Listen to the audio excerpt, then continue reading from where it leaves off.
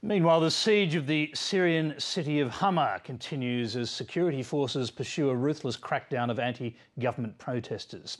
On Sunday, more than 100 people were killed in clashes between activists and troops. International pressure is mounting on the Syrian government to call off the offensive.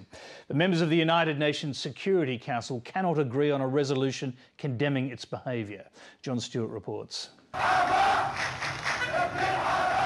On the streets of Hama, a crowd marches and shouts, "Down with the regime and the Ba'ath Party." These pictures, posted on a social media website, cannot be verified. But after days of clashes with Syrian government forces, it appears that many are still defying President Assad. There's no official Western media allowed in Syria, and protesters are using the internet to show images of the government's crackdown.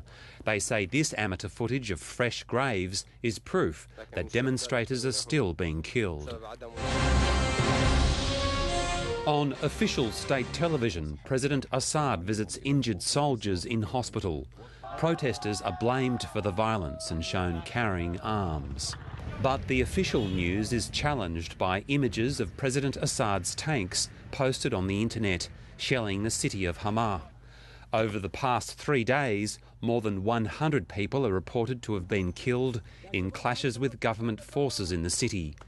The United Nations Security Council is under increasing pressure to condemn the violence in Syria, but so far Russia and China have opposed a formal resolution. Today, Russian officials said the Security Council remained divided. Unfortunately, after yesterday's discussion and after many hours of discussion, starting in the morning today and ending at almost 8 p.m., no final agreement was possible today. NATO's drawn-out campaign to bring down Muammar Gaddafi in Libya has left the United States and other Western nations reluctant to become involved with another Middle East conflict.